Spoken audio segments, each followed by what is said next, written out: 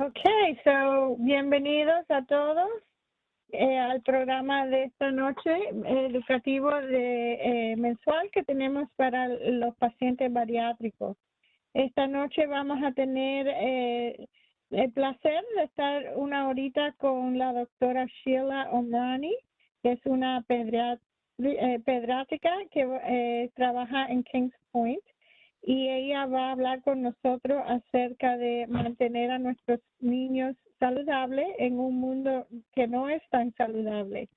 Ella va a hacer la presentación en inglés y español. I see we have another guest who just joined us, Maxine. So Maxine, if you can put a note in the chat, if you prefer English or Spanish, that would be helpful. Thank you. I just want to thank Dr. Omrani for joining us today from Kings Point Pediatrics. She's going to talk about keeping our kids healthy in an unhealthy world. And I know that's a topic that is interesting to everyone in the bariatric community and outside of the bariatric community. So thank you for your time. I'll let you get started. Of course. Hi, everyone. My name is Dr. Omrani. I'm a pediatrician in Long Island. The name of my office is Kings Point Pediatrics. Today, I'm going to be speaking to you about a topic that's very important to me as a pediatrician. It's called keeping our kids healthy in an unhealthy world.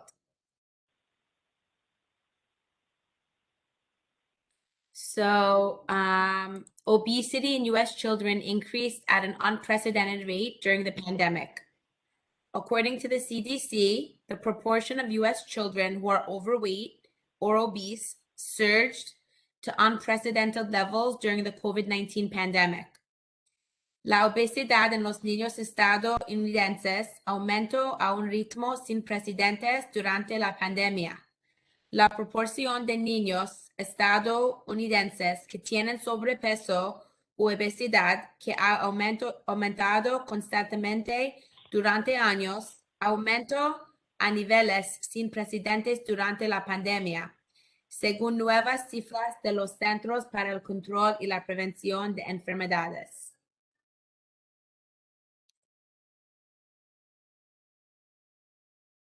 The Centers for Disease Control and Prevention, also known as the CDC, stated that the body mass index, a measure of weight relative to height, in a sample of 430,000 children, increased between March and November 2020 at almost double the rate that it did before the pandemic began. Los Centros para el Control y la Prevención de Enfermedades, también conocidos como CDC, declararon que el índice de masa corporal, una medida de peso en relación con la altura, en una muestra de 430,000 niños, aumentó entre marzo y noviembre de 2020 a casi doble que antes de la pandemia comenzó. If you take a look at this graph, you can see this is 2018, this is 2019, this is 2020. This is the BMI, which is the weight for height in children. If you look around February, March, when the pandemic began, the start of the COVID-19 pandemic, this is when the BMI in children ages 6 to 11 years old started to increase at almost double the rate.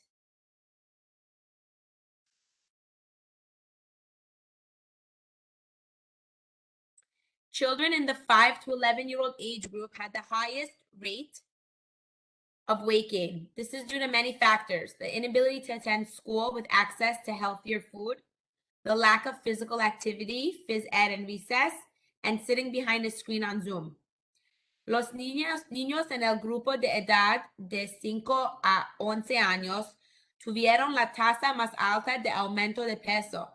Esto se debe a la imposibilidad de asistir a la escuela con acceso a alimentos relativamente más saludables, la falta de actividad física y sentado detrás de una pantalla en Zoom.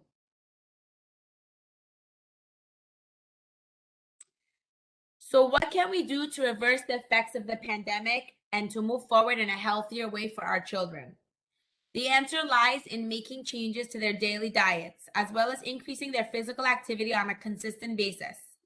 There's so many topics I would like to discuss today, but due to time constraints, I will be discussing 2 issues that are of concern to me in our children's diets that have presented themselves from even way before this pandemic. Entonces, ¿qué podemos hacer como padres para revertir los efectos de la pandemia y avanzar de una manera más saludable para nuestros hijos? La respuesta está en realizar cambios en su dieta, así como en incrementar su actividad física a diario. Hay muchos temas que puedo discutir, pero hoy discutiré 2 temas que me preocupan en las dietas de nuestros niños desde antes de esta pandemia. High fructose corn syrup. So this is the first topic I'm going to be discussing. This is a very important topic that I feel like a lot of us as parents don't really know about. And I think it's very crucial to our knowledge into what ingredients are in our children's food. What is high fructose corn syrup? High fructose corn syrup is a sweetener made from cornstarch, some of whose glucose has been converted to fructose, that is used in commercially produced foods and soft drinks as a cheaper alternative to sucrose or table sugar. Unfortunately, many of us don't even know about this hidden danger lurking in the products we buy our kids every day. High fructose corn syrup es un edulcorante elaborado a partir de almidón de maíz, parte de cuya glucosa se ha convertido en fructosa, que se utiliza en alimentos y refrescos producidos comercialmente como una alternativa más barata a la sacarosa. Desafortunadamente, muchos de nosotros ni siquiera sabemos acerca de este peligroso oculte que acecha en los productos que compramos cada día.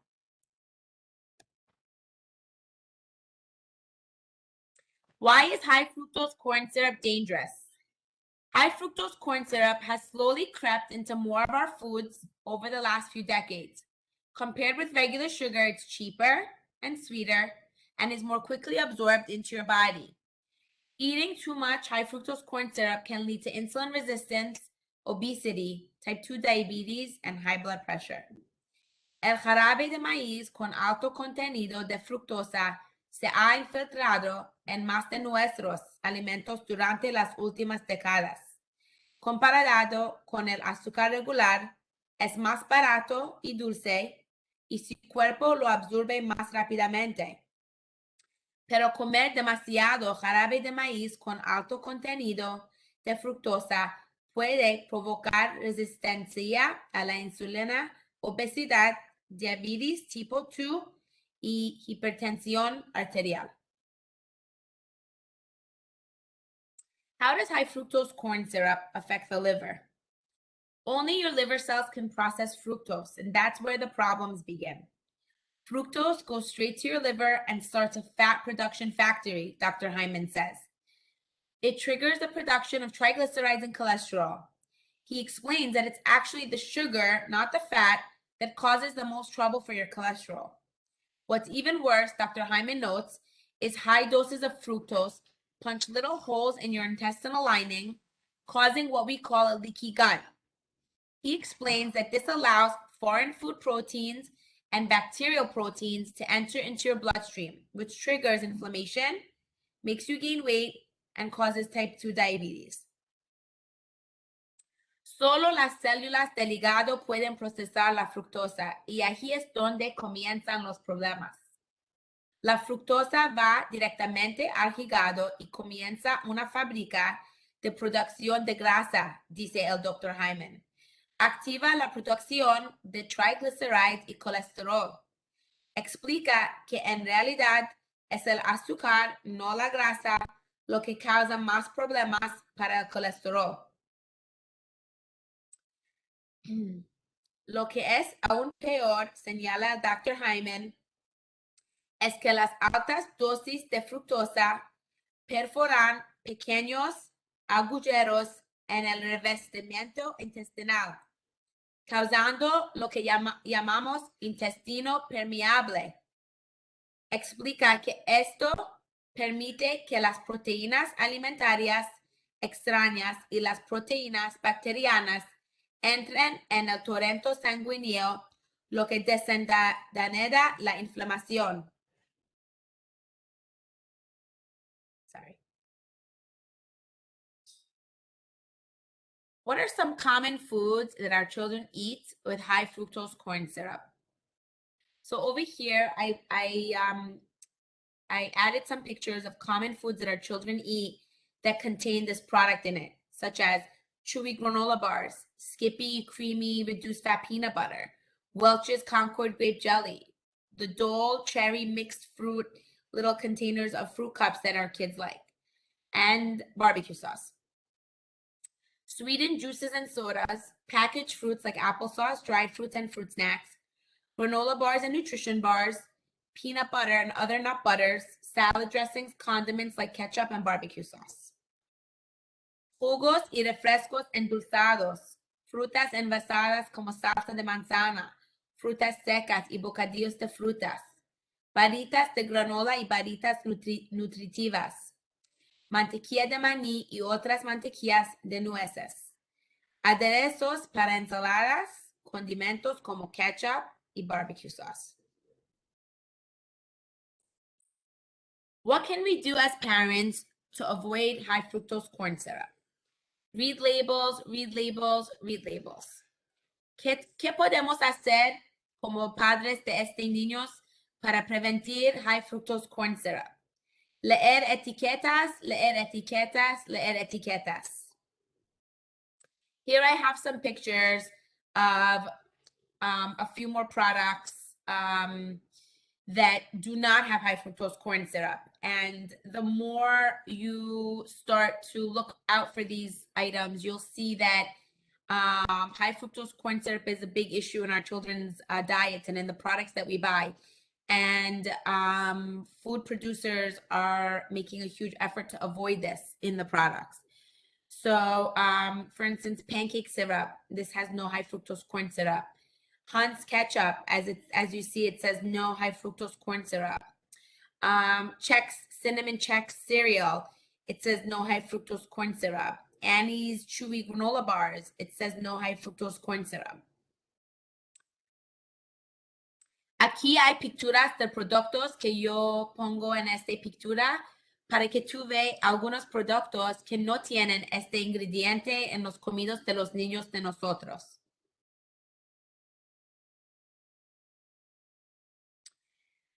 The second thing that I want to talk about that is very near and dear to my heart as a pediatrician that's commonly found in our children's diets is artificial colors.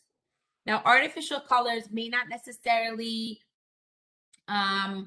directly correlate with obesity in our kids, but this is something else that's very important to me in keeping our kids healthy, and I'm going to get into it a little bit.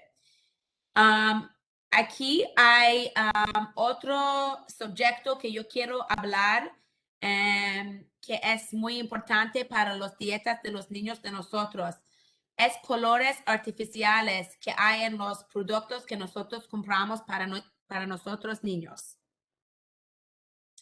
Artificial colors are present in many of the foods our children consume and something we often don't think about.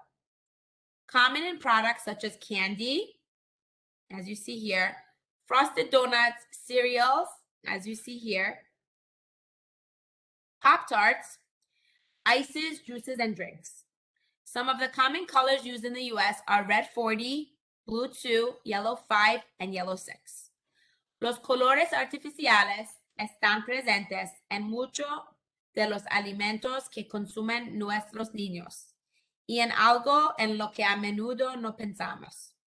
Común en los alimentos que comen nuestros niños, como dulces, cereales, helados, donas heladas, tartas pap. Algunos de los colores comunes que se utilizan en Estados Unidos son rojo 40, azul 2, amarillo 5 y amarillo 6. What do these artificial dyes do to our children?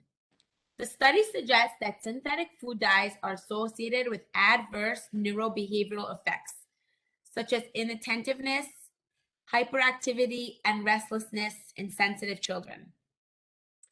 So while the studies don't show a direct link between artificial food dyes and ADHD, they find that children who may be prone to ADHD or who may be prone to be thrown over the threshold towards ADHD are more commonly affected from these dyes than other children. Los estudios sugirieron que los colorantes alimentarios sintéticos están asociados con efectos neuroconductuales adversos, como falta de atención, hiperactividad y inquietud en niños sensibles. There's also a link between food coloring and allergies, eczema, hives, rashes, and swelling of the lips, tongues, and face in children. Red 40 is a major culprit of this. También existe un vínculo entre el colorante alimentario y las alergias, eczema, urticaria, erupciones cutáneas, hinchazón de los labios, lengua, cara de los niños. Red 40 es uno de los principales culpables de esto. These colors have also been found to be carcinogenic according to numerous studies on lab rats.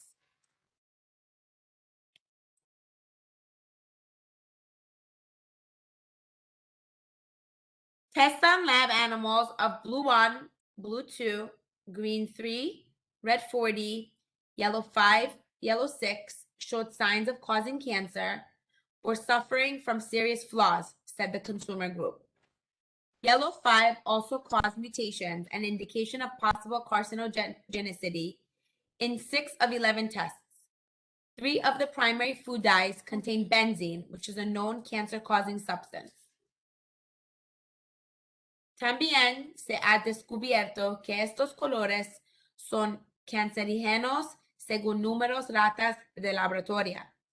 Las pruebas en animales de laboratorio de azul 1, azul 2, verde 3, rojo 40, amarillo 5 y amarillo 6 mostraron signos de causar cáncer o sufrieron fallas graves, dijo el grupo de consumidores. El amarillo 5 también provocó mutaciones, una indicación de posible carcinogenicidad en 6 de las 11 pruebas. 3 de los colorantes alimentarios principales contienen benceno, una sustancia conocida que causa cáncer.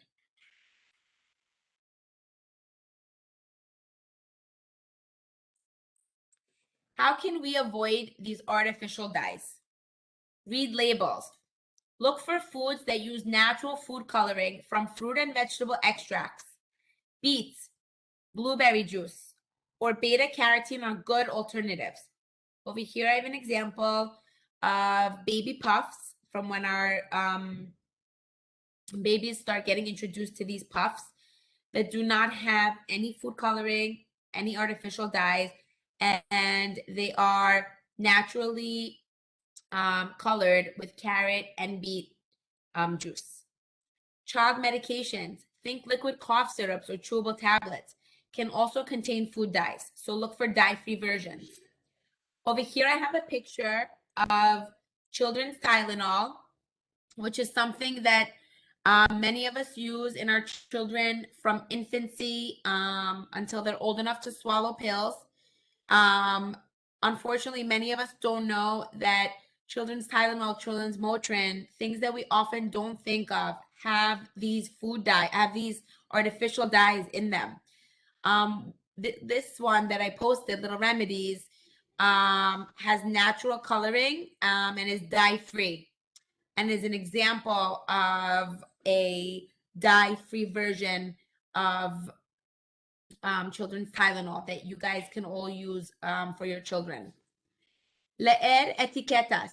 Busque alimentos que utilicen colorantes naturales de extractos de frutas y verduras.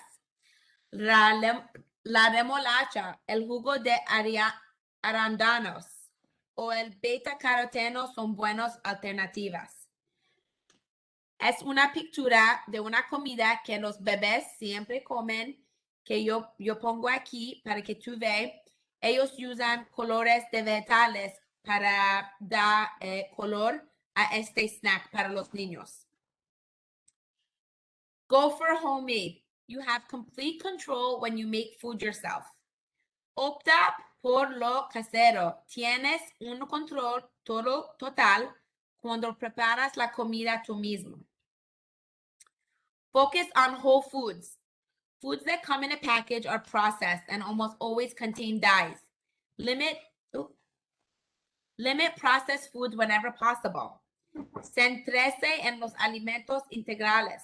Los alimentos que vienen en paquetes se procesan y casi siempre contienen colorantes alimentarios. Limite los alimentos procesados siempre que sea posible. How can we raise our children, to grow up healthier, leaner, and happier? Generally avoid processed foods, cereals, deli meats, baked goods like muffins, cakes, sugary drinks like juices and sodas, frozen meals, fast foods like burgers and French fries, ice cream, candy. Evite generalmente los alimentos procesados, cereales, fiambres, productos horneados como muffins, pasteles, bebidas azucaradas como jugos y refrescos, comidas congeladas, comidas rápidas como hamburguesas y papas fritas, helados, caramelo. Eat more fruits and vegetables. Give your children more smoothies, more salads, more nuts, more nut butters, more proteins like eggs, fish, chicken, steak. Greek yogurt is a good one for kids. Very high in protein, very healthy. Cottage cheese. Coma más frutas y verduras frescas, batidos, ensaladas, nueces. Proteínas como huevos, pescado, pollo, bistec. Read labels, read labels, read labels. Leer etiquetas, leer etiquetas, leer etiquetas. Aquí yo pongo, hay unos ejemplos de las comidas que nosotros necesitamos dar a los niños de nosotros para que ellos estén más saludables. Más ensaladas, almendras o maní, aceite de oliva, pescado. Y una pintura de una señora que ella hace leer las etiquetas. This is one example of something that we should all be doing, is reading labels when buying our children food and even buying ourselves food. It's very important to read labels, very important to avoid certain products in our children's diets. I touched upon 2 examples during this lecture. Obviously, there are many more things in general that I would like for us to avoid in our children's diets. And maybe I will touch upon those at a future date. Thank you so much for having me speak tonight. That's it for tonight's lecture.